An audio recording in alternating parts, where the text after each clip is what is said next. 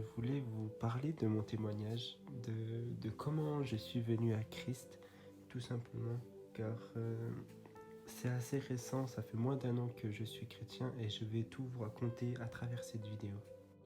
Alors moi, il faut savoir déjà que j'ai été baptisé bébé, mes parents m'ont baptisé bébé quand je suis né, mais quand j'ai grandi, mon enfance et mon adolescence, j'ai jamais été allé à l'église, j'ai jamais lu la Bible, je ne connaissais pas Jésus en fait. Donc durant mon enfance et mon adolescence, j'ai jamais manqué de rien.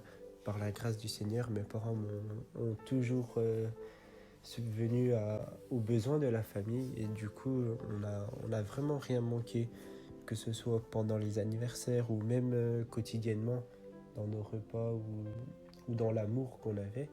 Donc j'ai pas grandi dans le besoin, vraiment j'ai vraiment bien grandi, j'ai eu une très bonne enfance vraiment.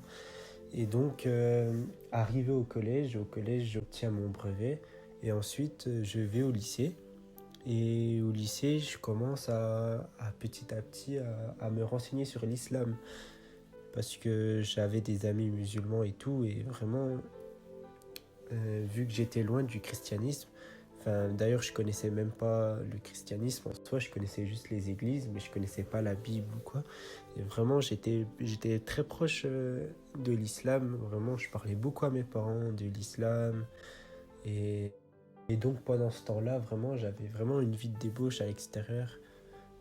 Mes parents ne le savaient pas, mais je commençais à goûter un petit peu au cannabis. Je fumais souvent des chichas. Je faisais tout le temps des soirées mondaines, alcoolisées et tout. Vraiment, j'avais même eu des problèmes avec la police. Vraiment, j'avais vraiment une vie de débauche. Je faisais pleurer souvent les filles. Je les insultais et tout. Vraiment, c'était n'importe quoi mon ancienne vie. Et donc, arrivé vers juin 2020, du coup, j'obtiens mon bac et je décide de mettre un terme à mes études car je voulais vraiment travailler, vraiment travailler.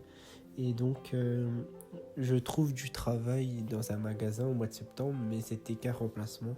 Du coup, ça s'est fini et j'ai repris ma vie de débauche quand mon travail s'est fini. Et donc, on est arrivé le 1er janvier. Pour la nouvelle année, du coup, je fais une très très grosse soirée avec des amis à moi où pareil, c'est toujours la même chose, alcool, drogue, etc., etc., vraiment.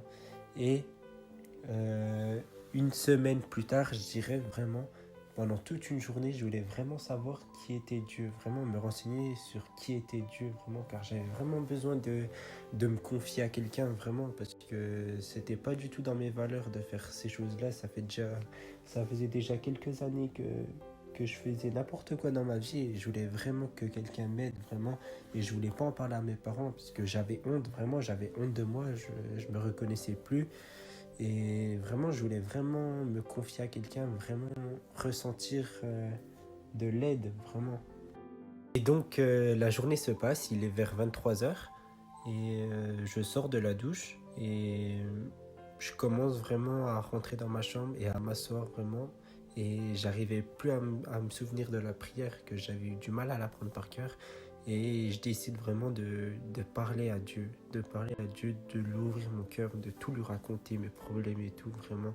Je commence à tout lui raconter, tous mes péchés, vraiment, tout ce que je fais dans la vie, vraiment, vraiment les soirées mondaines, les trucs avec les filles et tout. Et une fois après lui avoir dit tout ça, je me suis vraiment senti écouté, vraiment senti apaisé, vraiment. J'avais vraiment ressenti une paix au fond de moi. Vraiment, je me suis...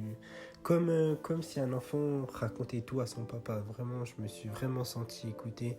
Et ce soir-là, j'ai passé une trop bonne nuit. Vraiment, c'est... Waouh, ce jour-là, c'était exceptionnel. Vraiment, gloire à Dieu. Et, et vraiment, C'est... C'est magique. C'est magique et... Vraiment, je le souhaite à tout le monde, vraiment, de sentir sa paix comme ça dans son cœur. Vraiment, c'était magnifique. Vraiment, c'était vraiment magnifique. Donc, les moments comme ça reste marqué à vie. Et vraiment, j'avais vraiment maintenant la paix, vraiment. Et je décide de m'acheter une Bible. Et vraiment, à travers la Bible, vraiment, c'est... Des fois même, je pleurais quand je lisais des versets, vraiment. C'est l'amour de Dieu qui me frappait, vraiment, c'était magique, vraiment. C'est... Waouh! Quand je lisais la Bible, j'étais tellement bien, tellement apaisé, vraiment, avec le Saint-Esprit, c'était magique, vraiment. Et au fil des temps, à force de lire la Bible, à force de prier et tout, vraiment, c'est devenu une routine et vraiment, c'est magique d'être chrétien, d'être en Christ. Vraiment, c'est magique, vraiment.